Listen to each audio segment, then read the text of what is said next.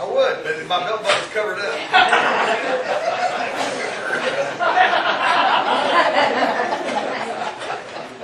So if you're interested in Like an ingrown toenail.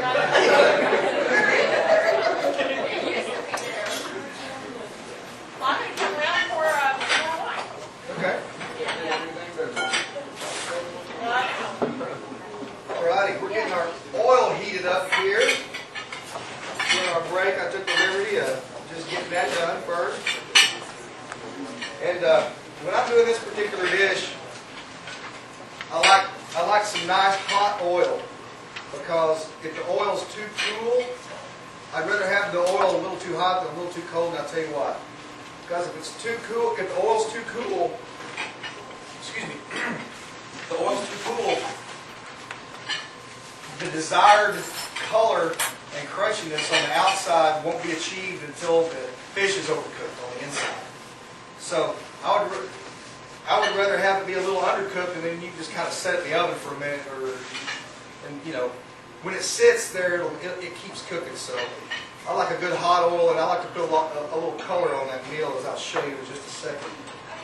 Now, they didn't have any red snapper down in the market, so we're using cod. Is that correct? Yes.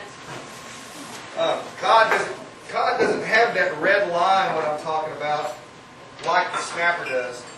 And the red line I'm talking about, here's a little bit of it right here. And what that is fish have a sensory organ that runs down the side of their bodies here, and they sense vibrations and electromagnetic fields in that sensory organ there. And when you fillet a fish, especially a catfish or snapper, there's a red line. Mahi have it big time. There's a red line that runs down the middle of the fillet, and you want to take a little paring knife, and we'll just pretend like it's on here. We'll just use this little bit here, and you just want to carefully, without taking too much fish out of there, take that red line off and clean all that off. Then now these they come from the fish market, the central market, so they're not going to have that red line on there. But if you're using fish that you caught and you don't have the luxury coming here to a nice fish market, well, you certainly want to keep on the lookout for that red line. We've got a little bitty saute skillet here, so I'm gonna cut it in half there. You can have a bigger one if you want.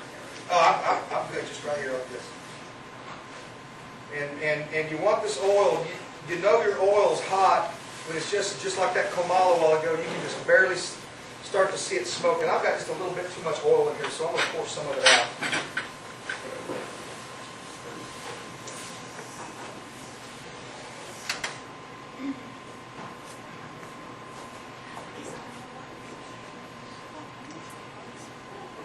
How the beans coming along?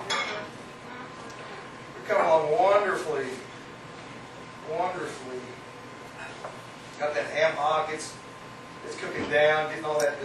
And when I cook beef, I like the ham hock because it has that big bone in it, and the marrow in that bone holds a lot of flavor. And as you cook the ham hock down, if you do it the procedure I told you to, where you cook your pot liquor first, then all those juices are in that water. So when the bean soaks up the water, it's soaking up flavor. Yes, ma'am. I never purchased a ham. You just buy them? Yes, ma'am. Seriously? Yes, ma'am. They're in the package down there by where the ham's at and the pork chops and all that. They're usually over in that area. If you can't find them down there, go ask at the counter and say, where are the ham hocks? If you can't find ham hocks, get one of those ham steaks over by where the breakfast sausage and stuff's at. That has that little round bone in the middle of it. That makes a good pot of beans too.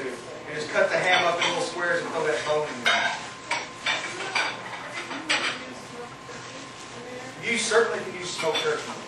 As a matter of fact, if you've got a smoked turkey left over from Thanksgiving, don't throw that carcass away, because you can do two things with that carcass.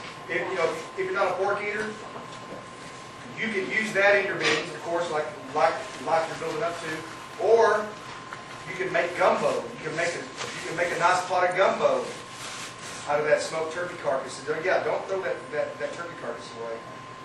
So, I do a lot of deer hunting, and when I process all my own deer, and all the bones that are left over, I cut them up small and I put them on the smoker, and smoke those bones, and then I make a venison.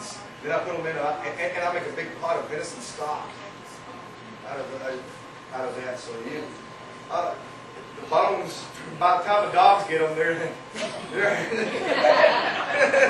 not much left for them.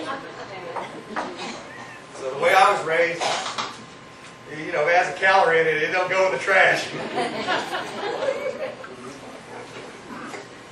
These days are different. Alrighty, does anybody have any questions about anything while we're waiting on this oil to heat up just a little bit? Anything we've done while we did anything with beans or rice or...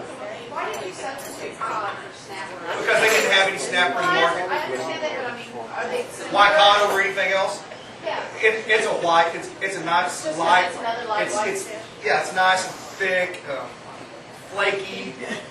You'll see when you eat it that it flakes off real nice as the snapper does, and that salsa and that crispy cornmeal on there just it's just better.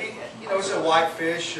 It's lighter tasting. I just always think of snapper as kind of fancy and cod as your basic fish. And it wouldn't seem like they were substituted. Well, as it's cooking, you got to do what you got to do with what you got.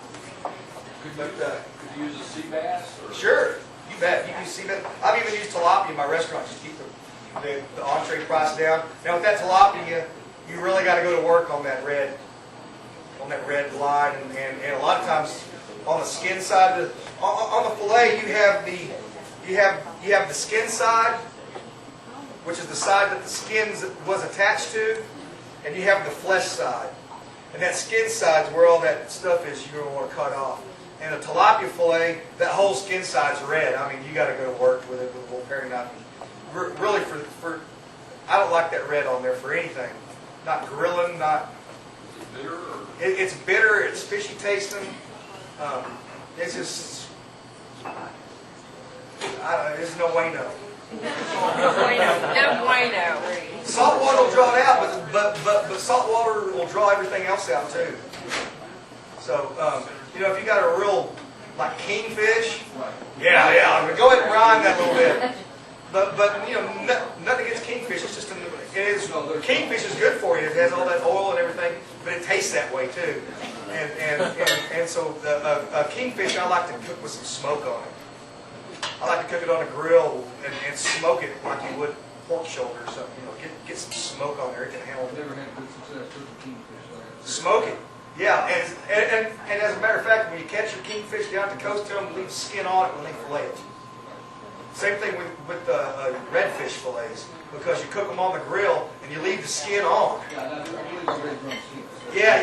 Do the same thing with the kingfish. That way, when you grill it, it has something to stick to it. It doesn't fall all over the place. And that smoke, that kingfish can take quite a bit of smoke. Yes, sir. That's the only way I cook kingfish is on the smoker. It takes some of that strong flavor. Well, it doesn't really take the strong flavor out, but it turns it into something.